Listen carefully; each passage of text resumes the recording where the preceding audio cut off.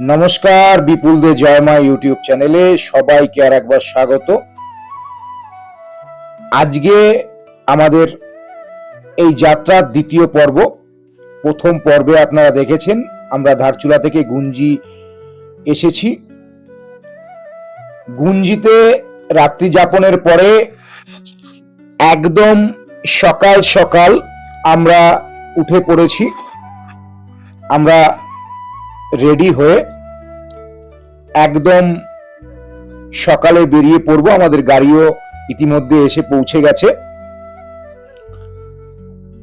আমরা গুঞ্জির আশপাশে পরিবেশ এক ঝলক আপনাদের দেখিয়ে দিচ্ছি। সূর্য উঠেছে সবে, আর সকাল সকাল যারাই এই যাত্রায় আসবেন তারা যত সকাল সম্ভব তত সকালে বেরিয়ে পড়বেন, কারণ বেলা বাড়ার সঙ্গে সঙ্গেই ওয়েদার খারাপ হতে শুরু করে, মেঘে ঢাকতে শুরু করে। তো সকাল সকাল আমরা পৌঁছে যাব আপনাদের নিয়ে একদম আদি কৈলাসে। আপনাদের সেই আদি কৈলাস দর্শন করাবো পার্বতী সরোবর, সেখানকার কি ব্যবস্থা রয়েছে সেটা দেখাবো। আর আদি কৈলাসের সামনে একটি মন্দির রয়েছে, সেই মন্দিরে আমরা পুজো দিয়েছিলাম, সেই দৃশ্য দেখাবো।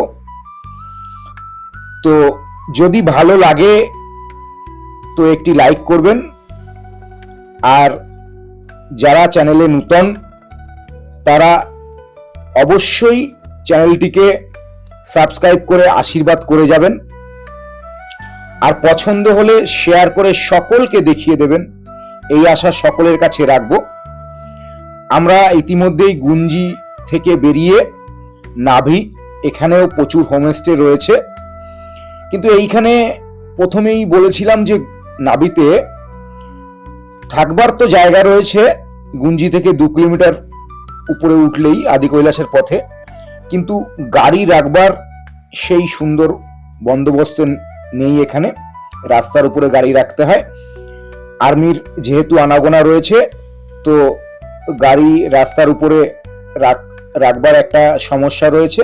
সেক্ষেত্রে আপনাকে এখানে নামিয়ে দিয়ে গাড়ি গুঞ্জিতে গিয়েই আবার রেখে দেয়, বা কোথাও কোথাও 2-1টি গাড়ি সাইড করে রাখা থাকে। যেমন এরকম জায়গা একটি রয়েছে, সেখানেও কিছু গাড়ি রাখতে হয় পার্কিং করে, এবং এই পার্কিং এর জন্য কিছু পয়সা নেন এই হোমস্টের লোকজন। এটা কিন্তু কালী নদী নয়, যে নদীটা আপনারা দেখছেন এখন, এটা কিন্তু কালী নদী নয়। এটি ভারতের একটি নদী, যেটা পার্বতী সরোবর থেকে তৈরি হয়ে সোজা এসে কালী নদীতে মিশেছে। সূর্যের আলো সেই অর্থে এখনো ফুটে ওঠেনি। আমরা 6টার আগেই রওনা দিয়েছিলাম। আজকে ধীরে ধীরে সমস্ত রাস্তা দেখাবো, আশা করি আপনারা স্কিপ না করে সম্পূর্ণ রাস্তাটা দেখবেন। এই সামান্য 34 থেকে 35 কিলোমিটার রাস্তার বিভিন্ন রকম বৈচিত্র্য আপনারা এই রাস্তায় দেখতে পাবেন। সবে সূর্য উঠেছে, পাহাড়ের উপরে সাদা বরফে সূর্য পড়ার সঙ্গে সঙ্গেই যেন সোনালী রূপ ধারণ করেছে। এই দৃশ্য অবশ্য বেশিক্ষণ আপনারা দেখতে পাবেন না, সূর্য ওঠার সঙ্গে সঙ্গেই এই দৃশ্য দেখা যায়। আমরা সেই দৃশ্য ক্যামেরা বন্দি করে আপনাদের দেখাবার চেষ্টা করছি, যতটা সম্ভব আপনাদের দেখানোর চেষ্টা করব। চলুন ধীরে ধীরে দেখতে থাকি। ভিডিওটা একটু বড় হবে, কারণ আমরা এই রাস্তায় গুঞ্জি থেকে আদি কৈলাস যাওয়া পর্যন্ত ক্যামেরা অফ করতেই ইচ্ছা করছিল না। এত সুন্দর পরিবেশ, এত সুন্দর বৈচিত্র্য, এত সুন্দর দেখবার জিনিস, চোখ,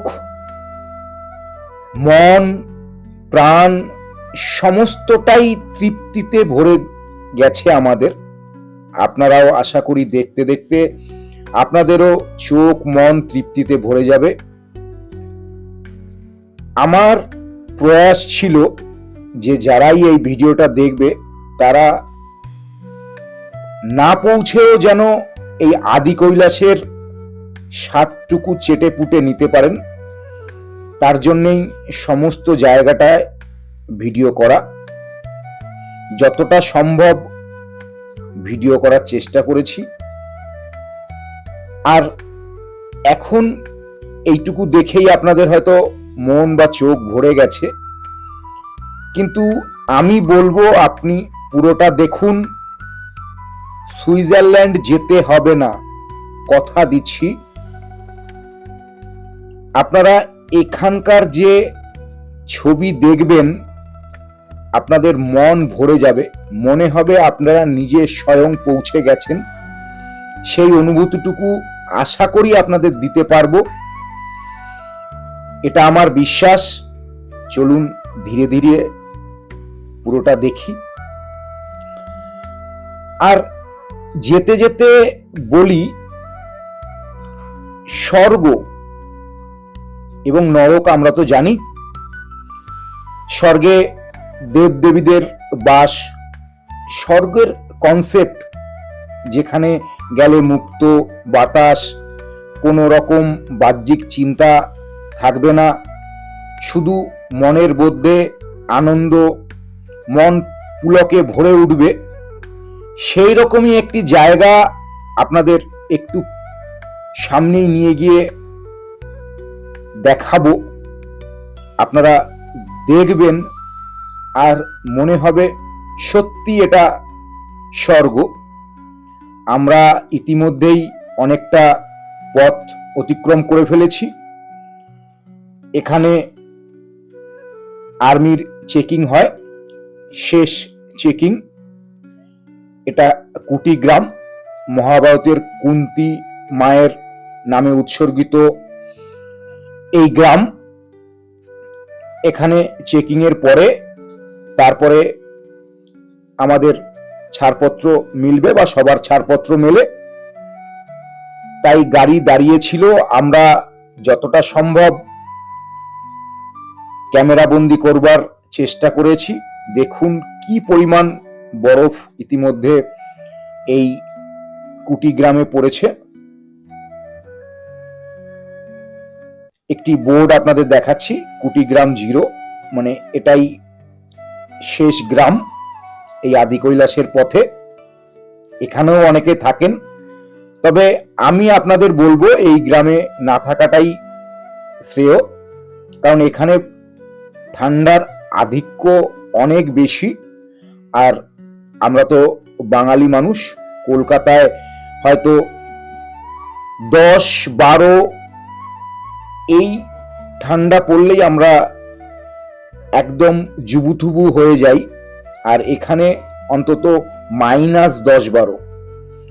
তো যাই হোক, আপনাদের ইচ্ছা।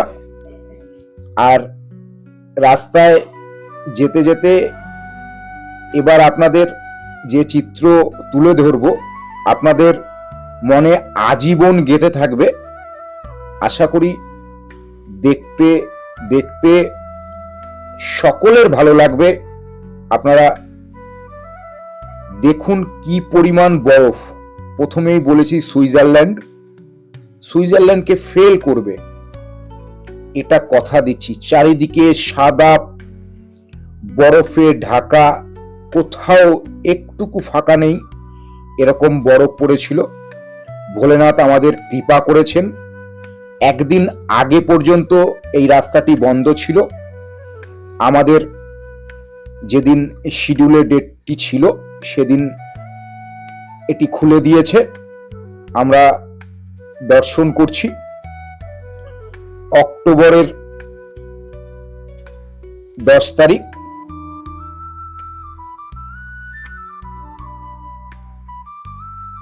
তার আগের দিন ওম পর্বত রাস্তা টোটালি বন্ধ ছিল। যারা এখানে ছিলেন তাদেরকে আর্মি নামিয়ে দিয়েছেন অতিরিক্ত ঠান্ডার কারণে, কারণ অনেকেই অসুস্থ হয়ে পড়েছেন বা অসুস্থ হবার আশঙ্কার জন্যে। যাই হোক, ভোলেনাথ কৃপা করেছেন।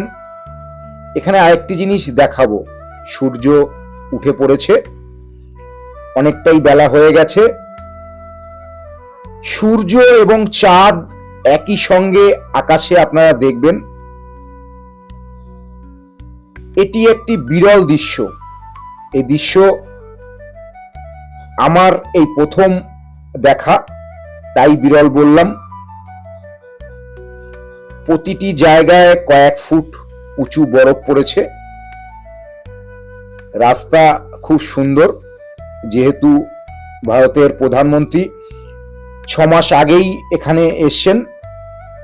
এই পার্বতী সরোবরে তিনি কিছু সময় ধ্যান করেছেন, আদি কৈলাস দর্শনে এসছেন। তো রাস্তা খুব মসৃণ, খুব সুন্দর রাস্তা, পিচঢালা রাস্তা। এই 34 কিলোমিটার যেতে কোনো রকম অসুবিধা আমাদের হয়নি, আশা করি পরবর্তীকালেও কারোর হওয়া উচিত নয়। মসৃণ সুন্দর রাস্তা। চলুন, আজকে কিন্তু আমাদের মন আনন্দে ভরে রয়েছে, কারণ আমরা এই আদি কৈলাস ওম পর্বত এবং পঞ্চচূল্লী ট্রেকের দ্বিতীয় দিনেই আমরা আদি কৈলাস দর্শনে যাব। সেই কারণেই মন আনন্দে ভরে আছে। রাস্তার উপরেও বরফ পড়েছে, সেটি এখনো পরিষ্কার হয়নি, সম্ভবত রোদ উঠলে এটি পরিষ্কার হয়ে যাবে। চলুন, কথা না বাড়িয়ে ধীরে ধীরে আমরা প্রায় এসেই পৌঁছেছি। সামান্য কিছু দূর যাবার পরে জলিংকং বলে যে জায়গাটি রয়েছে, এটি আদি কৈলাসের শেষ যাবার বা গাড়ি জলিংকং পর্যন্ত যায়, ওখানেই গাড়ি থেকে নেমে যেতে হয়। এবং তারপরে দুটি ট্রেক রয়েছে, একটি গৌরীকুণ্ড একদম বাবা ভোলেনাথ এর পাদদেশে, আরেকটি রয়েছে পার্বতী সরোবর, সেখানে মা পার্বতীর একটি মন্দির রয়েছে। আর দেখবার মতো রয়েছে ব্রহ্মা পর্বত, যেটিকে দেখে অনেকেই কৈলাস বলে ভুল করেন, আমরা সেটাও দেখাবো। রয়েছে মা পার্বতীর মুকুট, পার্বতী মুকুট, সেটাও দেখাবো। ধীরে ধীরে দেখতে থাকুন। আমরা ইতিমধ্যেই জলিংকংয়ে এসে পৌঁছে গেছি। আপনাদের প্রথমেই মা পার্বতীর মুকুট, পার্বতী মুকুট দেখাচ্ছি। আপনাদের একদম জুম করে যতটা সম্ভব দেখিয়ে দেব, দেখুন, দেখতে থাকুন।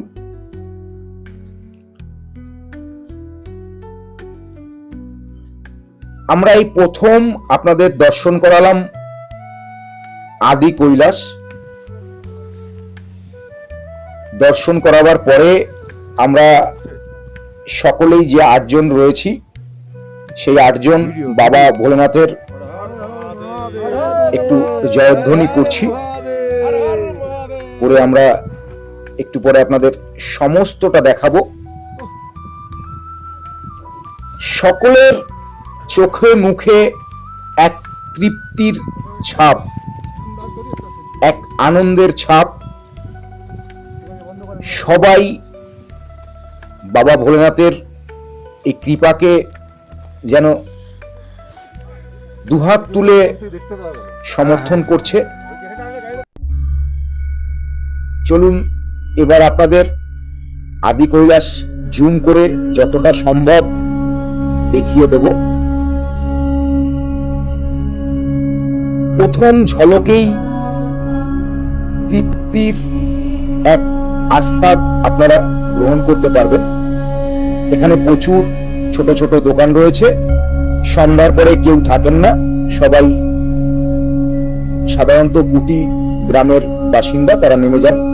আবার ভালো করে একবার পার্বতী মুকুট জুম করে দেখিয়ে দিলাম।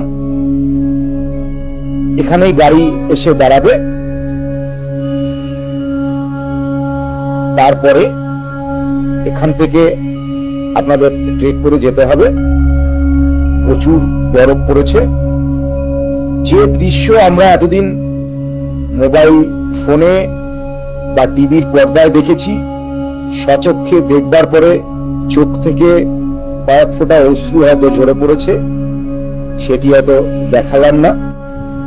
এই মন্দিরে আমরা এবার পুজো দেবার পালা। আমরা নিজেরাই সমস্ত কিছু কলকাতা থেকে নিয়ে এসেছিলাম। এখানে অক্সিজেনের এতটা ঘাটতি যে আগুন জ্বালাতে সমস্যা হয়। যদি কেউ পুজো দিতে চান তাহলে সমস্ত কিছু নিয়ে আসবেন, এখানে পুজো দেওয়ার কোনো সামগ্রী আপনি পাবেন। তো যেখানে অক্সিজেনের ঘাটতি, বাবার কৃপায় মায়ের দয়ায় আমরা সেখানে শঙ্খ বাজিয়ে কর্পূর আরতি করে ধূপ দেখিয়ে এরপরে আপনাদের ধীরে ধীরে নিয়ে যাব ট্রেক করে পার্বতী সরোবর দেখাবো, সেখানকার মন্দির দেখাবো, মা পার্বতীকে দর্শন করাবো। তাহলে দেখতে থাকুন।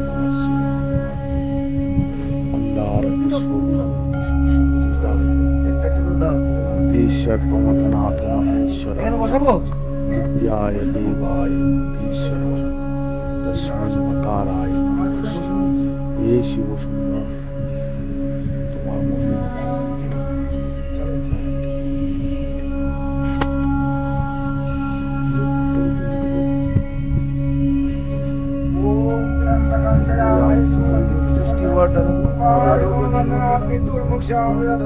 ওম শিবায় ওম শিবায় হর হর মহাদেব।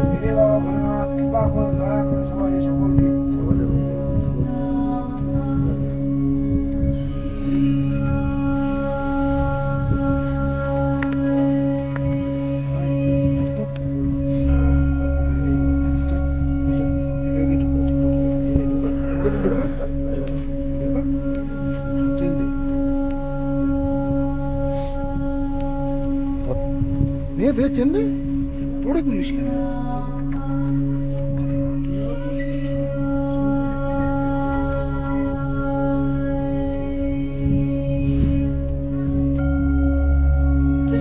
দেখি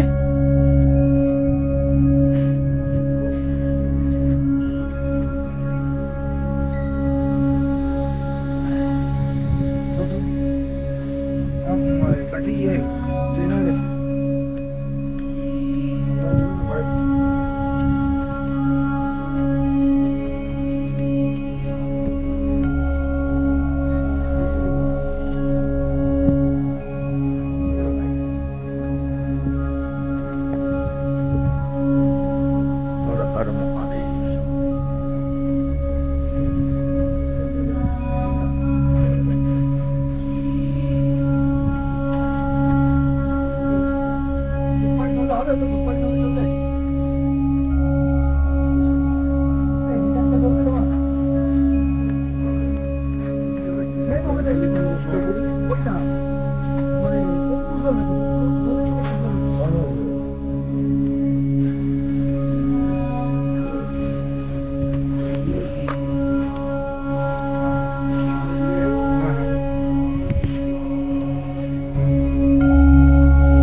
একদম আদি কৈলাসের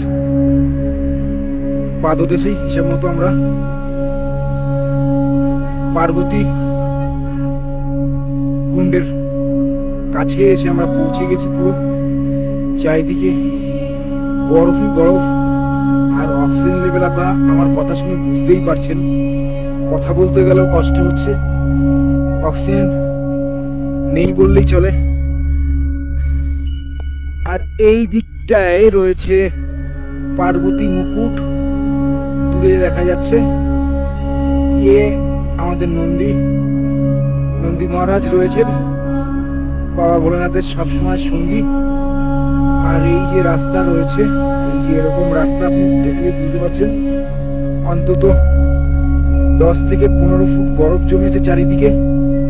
তার উপরে আজকে বাবা ভোলেনাথ আমাদের কৃপা করেছেন, আমরা এই পর্যন্ত আসতে পেরেছি, দর্শন দিয়েছেন বাবা আমাদের।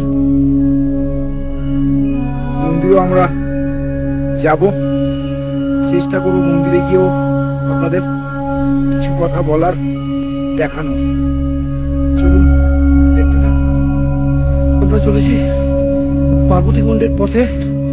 ওই দেখুন মন্দির দেখতে পাওয়া যাচ্ছে, কিন্তু তার মধ্যে থেকে পুরো রাস্তায় বরফে ঢাকা।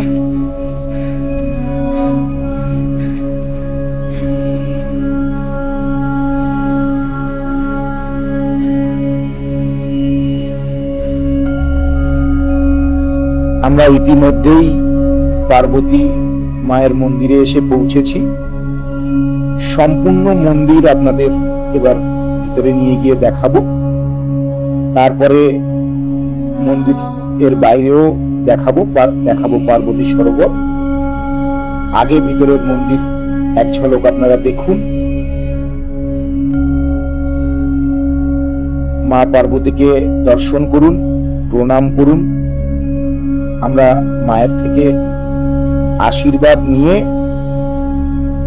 ধীরে ধীরে আমরা সমস্ত মন্দিরের আশপাশ ঘুরে দেখিয়ে দেব। ভিডিও করা এই মন্দিরের ভিতরে নিষেধ, তবুও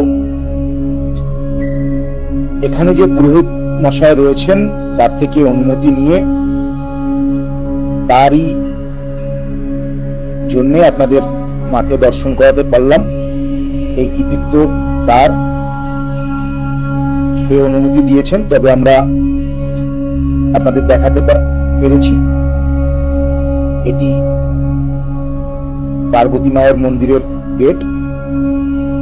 দেখুন বরফে বরফে পুরো মন্দির চত্বর যেন ঢেকে আছে। চারিদিকে সাদা বরফ, বরফ আর বরফ। চলুন আমরা আপনাদের ধীরে ধীরে মন্দিরের পিছন দিকটায় নিয়ে গিয়ে পার্বতী সরোবর দর্শন করাবো। এখান থেকে আদি কৈলাস দেখবার এক আলাদাই অনুভূতি। এক ঝলক দেখলে মনে হবে মাউন্ট কৈলাস। কৈলাসের সঙ্গে এর কোনো তফাৎ এখান থেকে আপনি খুঁজে পাবেন না। সেই কারণেই এটিকে ছোট কৈলাস আর মাউন্ট কৈলাসকে বড় কৈলাস বলা হয়। একই রকম দেখতে, কোনো তফাৎ আপনি খুঁজে পাবেন না। যাই হোক, এবার আপনাদের পার্বতী সরোবর দেখাচ্ছি। সম্পূর্ণটা বরফের চাদরে ঢেকে গেছে। সামান্য মন্দিরের একটু সাইডের দিকে জল রয়েছে। এখানে আমরা যখন এসে পৌঁছেছিলাম প্রায় 12টা ঘড়ির কাঁটায় বাজে, তখন এখানকার তাপমান -10 থেকে 14 ডিগ্রি। আপনারা শুনে হয়তো অবাক হচ্ছেন, সত্যি তাই। এখানের তাপমান তখন -10 থেকে 14 ডিগ্রি। যাই হোক, আমরা হয়তো অন্য কোনো জগতে ছিলাম, তাই ঠান্ডার সেই প্রকোপ আমাদের কোনো রকম কাবু করতে পারেননি। আর এখানে আরেকটি দেখবার জিনিস থাকে অন্য সময়, ভীম খেপি। ভীম এখানে ধান চাষ করেছিলেন। প্রকৃতির খেয়ালেই প্রতি বছর আপনার ধান গাছ হয়, আবার ফলন দিয়ে পড়ে যায়, পরবর্তীকালে বরফে ঢেকে যায়। বরফ সরে গেলে আবার ধান গাছ ওঠে। এক অলৌকিক দৃশ্য। সেই ভীমের ক্ষেতি পুরোটা বরফে ঢাকা, আপনাদের দেখালাম। এখানে সেলফি না তুলে আর পারলাম না, কারণ মন্দিরের উপরে কয়েক ফুট বরফ জমেছে। সেটি এক ঝলক দেখিয়ে দিলাম। রৌদ্র বা সূর্য যে তাপ বিকিরণ করছে, তাতে চোখের ঝলকানি, সানগ্লাস না পরে আর থাকা যায়নি। আমাদের এবার ফেরবার পালা। আগেই বলেছি আপনাদের ব্রহ্মা পর্বত দেখাবো, সেই জন্য ফেরবার পথে আবার একবার ক্যামেরাকে অন করা। দেখতে থাকুন, একটু পরেই আপনাদের এক ঝলক দেখিয়ে দেব ব্রহ্মা পর্বত।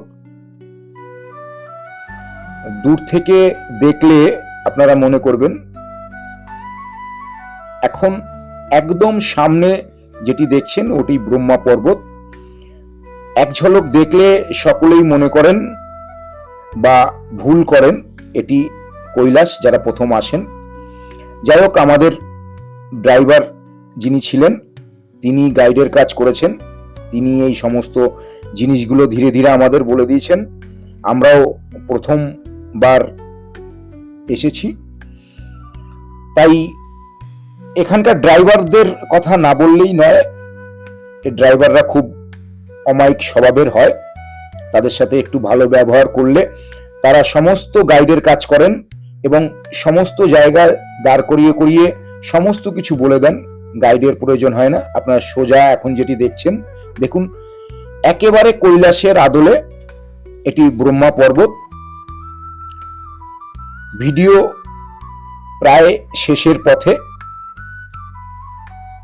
আবারও একবার বলবো, যারা চ্যানেলে নূতন তারা অবশ্যই চ্যানেলটিকে সাবস্ক্রাইব করে আশীর্বাদ করবেন, আর পছন্দ হলে একটি লাইক করবেন, তাহলে পরবর্তী ভিডিও বানাতে অনুপ্রাণিত হব।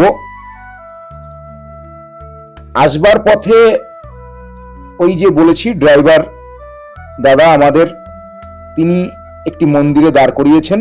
এটি কুটি এবং নাবিগ্রামের মাঝখানে পড়ে।